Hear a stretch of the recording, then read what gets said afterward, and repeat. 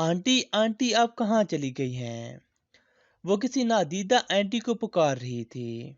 मैंने आहद की तरफ देखा तो वो बेडरूम पर बैठा कार्टून बना रहा था।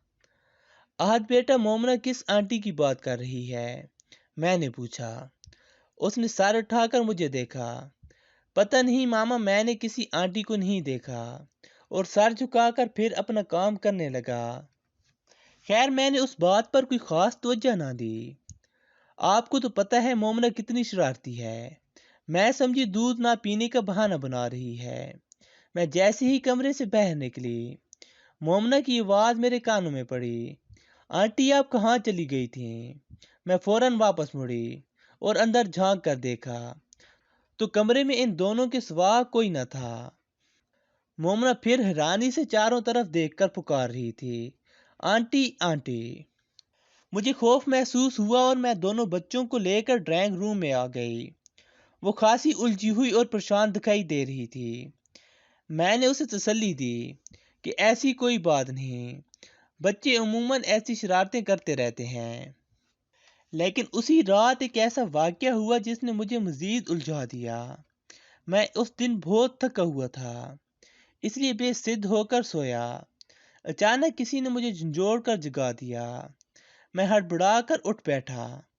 देखा तो सैमा मेरे बेड के पास खड़ी थी। उसके चेहरे पर हवाइयाँ उड़ रही थीं। इशारे से मुझे अपने पीछे आने का कहकर वो दबे पांव चलती हुई दोनों कमरे के दरमियानी दरवाजे के पास खड़ी हो गई।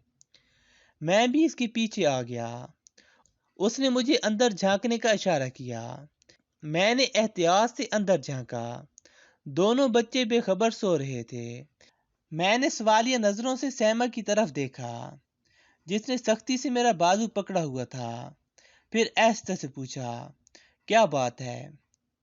उसने भी अंदर झांका और हैरान हो गई।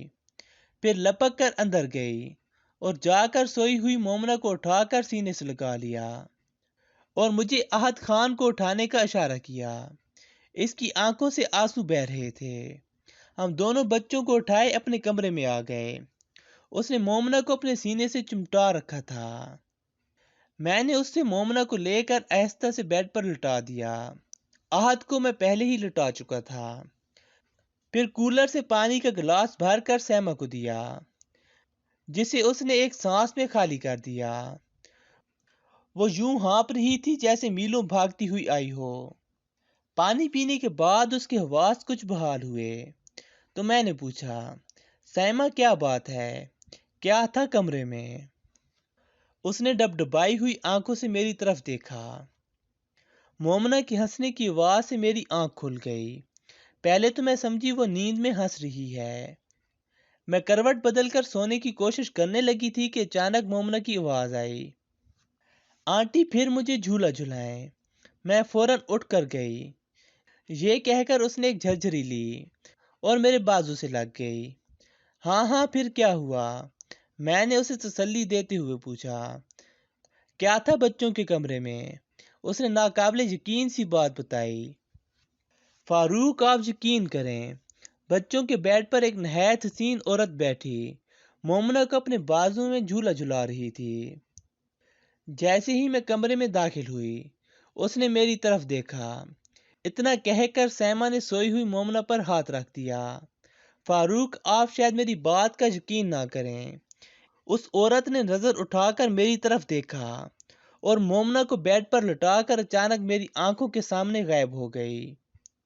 मैंने उसकी बात गौर से सुनी, लेकिन सच पूछे तो उस वक्त मुझे सैमा की बात पर बिल्कुल यकीन नहीं आया। मैंने महज इसकी तसल्ली की खातिर कहा, तुम बेफिक्र होकर सो जाओ, मैं जाग रहा हूँ। फिर उसके इत्मीनान के लिए साइड टेबल के दराज से रिवॉल्वर निकाला और उसे गोद में रखते हुए कहा, अगर अब कोई आया तो बचकर नहीं जा सकेगा। मेरी तसल्ली से वो जल्द ही दोबारा नींद की वादियों में खो गई। 2 या 3 दिन बाद की बात है। अभी मुझे बैंक पहुंचे ज्यादा देर ना हुई थी कि सैमा का फोन आ गया।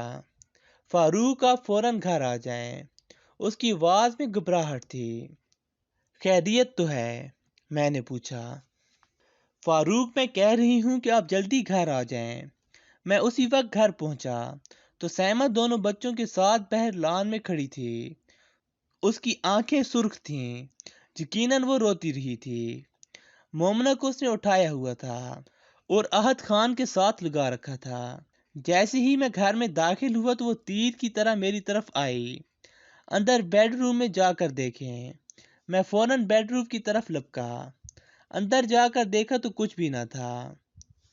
سیما دونوں بچوں کو لیے بالکل میرے پیچھے کھڑی حیرت بھری نظروں سے اندر کی جانب دیکھ رہی تھی۔ میں جھنجھلا گیا۔ کیا بات ہے سیما؟ آخر تمہاری پریشانی کیا ہے؟ وہ رونے لگی۔ مجھے اپنے لہجے کا احساس ہوا۔ میں نے نرم لہجے میں دوبارہ اس سے پوچھا، کچھ بتاؤ تو صحیح، آخر بات کیا ہے؟ اس نے پھر ایک ایسی بات بتائی جس پر یقین کرنا مشکل تھا۔ فاروق میں بچوں کے لیے دودھ بنا کر اندر آئی تو دیکھا دونوں بچے مٹھائی کھا رہے ہیں اور رات والی عورت ان کے پاس کھڑی ہے۔ پھر فریادی نظروں سے میری طرف دیکھ کر بولی، فاروق مجھے اس گھر سے کہیں دور لے جائیں، ہم اس گھر میں نہیں رہیں گے، پلیز آپ کوئی اور گھر تلاش کریں۔ میں نے اس وقت اسے کچھ نہیں کہا بلکہ تسلی دی، ٹھیک ہے کوئی اور گھر تلاش کرتے ہیں، لیکن مجھے سیما کی بات سے اتفاق نہیں تھا۔ شاید بھرے گھر سے آنے کے بعد وہ تنہائی محسوس کرنے لگی تھی۔ میں نے بچوں سے پوچھا، ان کا کہنا تھا کہ ایک آنٹی ان کے ساتھ کھیلتی اور ان کو کھانے پینے کی اشیاء لا کر دیتی ہیں۔ خیر میں نے سوچا عمران سے کہہ کر کسی دوسرے گھر کا بندوبست کرتا ہوں۔ رات کو سیما نے بچوں کو اپنے ساتھ سلایا اور میں دوسرے کمرے میں سو گیا۔ دوسرے دن ناشتے کے بعد میں نے کہا، میں بینک جاتے ہوئے تمہیں نادش کے گھر چھوڑ دوں گا۔ دفتر کے بعد میں اور عمران مکان کی تلاش کرتے ہیں۔ انشاءاللہ ایک دو دن میں مکان مل جائے گا اور ہم لوگ شفٹ ہو جائیں گے۔ سیما کچھ شرمندہ سی تھی، کہنے لگی، میری وجہ سے آپ بھی پریشان ہو گئے ہیں، پتہ نہیں یہ سب کیا ہے، کہیں میرا وہم ہی نہ ہو۔ کچھ بھی ہے، اب ہم اس مکان میں نہیں رہیں گے، خواہ مخواہ پریشانی پالنے سے کیا فائدہ؟ میں نے اسے تسلی کی خاطر کہا۔ سیما نے مجھے خدا حافظ کہا اور میں بینک چلا گیا۔ مصروفیت کی وجہ سے مکان والی بات میرے ذہن سے نکل گئی۔ دوسری رات بھی میں ساتھ والے کمرے میں سو گیا۔ رات نہ جانے کون سا پہر تھا، اچانک میری آنکھ کھل گئی۔ یوں محسوس ہوا جیسے میرے ساتھ بیڈ پر کوئی اور بھی موجود ہے۔ کمرے میں زیرو پاور کا نیلگون بلب جل رہا تھا۔ میں نے کروٹ بدل کر دیکھا تو سیما بیڈ کے دوسرے کنارے پر میری طرف پشت کیے بیٹھی تھی۔ سیاہ گنے بال اس کی پشت پر پھیلے ہوئے تھے۔ اس نے مڑ کر میری طرف خمار آلودہ نظروں سے دیکھا۔ حسین آنکھوں میں پیار کا سمندر ٹھاٹھے مار رہا تھا۔ اس کے ہاتھ میں تازہ گلاب تھا جس کی خوشبو سے کمرہ مہک رہا تھا۔ اس نے گلاب میری ناک سے لگا دیا، خوشبو سے میرا وجود معطر ہو گیا۔ میں نے اسے ہاتھ سے پکڑا تو پکے ہوئے پھل کی طرح میرے اوپر آن گری۔ یوں تو سیما کے انداز میں ہمیشہ خود سپردگی ہوا کرتی، لیکن آج اس کی ہر ادا میں ایک خاص قسم کا والہانہ پن تھا۔ وہ جیسے میرے وجود میں چھا گئی۔ کمرہ اس کی معطر سانسوں سے مہک گیا۔ ہم ایک دوسرے میں کھو گئے۔ اٹھے خان صاحب، کیا بات ہے؟ رات نیند نہیں آئی؟ آپ تو صبح سویرے جاگنے کے عادی ہیں، آج کیا ہو گیا؟ سیما نے مجھے جھنجھوڑ کر جگایا۔ یہ خوب کہی تم نے، رات کو سونے نہیں دیا، اب کہہ رہی ہو رات کو نیند نہیں آئی، بڑی چلاک ہو۔ میری آنکھوں میں ابھی تک گزری رات کا خمار تھا۔ خواب پھر کسی وقت دیکھ لیجیے گا، اب اٹھ جائیں، نماز قضا ہو جائے گی۔ وہ میری طرف دیکھ کر ہنسی۔ کاش ایسے سپنے تو ہر روز آیا کروں، کاش ایسے سپنے تو ہر روز آیا کریں۔ ویسے رات جو محبت مجھے تم سے ملی اس کے لیے شکرا۔ ارے یہ گلاب کا پھول کہاں سے آیا؟ وہ چونک کر تکیے کی طرف دیکھنے لگی۔ لان میں تو ابھی گلاب کے پودوں پر پھول لگے ہی نہیں۔ اب کی بار میں نے حیرت سے اس کی طرف دیکھا۔ تم رات کو خود ہی تو لائی تھی، میں کہاں سے گلاب لاتی بھلا؟ وہ حیرت سے گلاب کے پھول کو دیکھ رہی تھی۔ میں اس کی بات سن کر اٹھ بیٹھا۔ رات بھی میں حیران تھا کہ تم یہ تازہ پھول کہاں سے لائی ہو، لیکن تم نے سوچنے کا موقع ہی نہیں دیا۔ خان صاحب سنجیدہ ہو جائیں، میں یہ پھول نہیں لائی، اور رات تو میں آپ کے کمرے میں آئی ہی نہیں، بلکہ کچھ جلدی سو گئی تھی۔ صبح صبح اس طرح کا مذاق نہیں کرنا چاہیے۔ میں ہنس پڑا۔ آپ کی قسم میں سچ کہہ رہی ہوں۔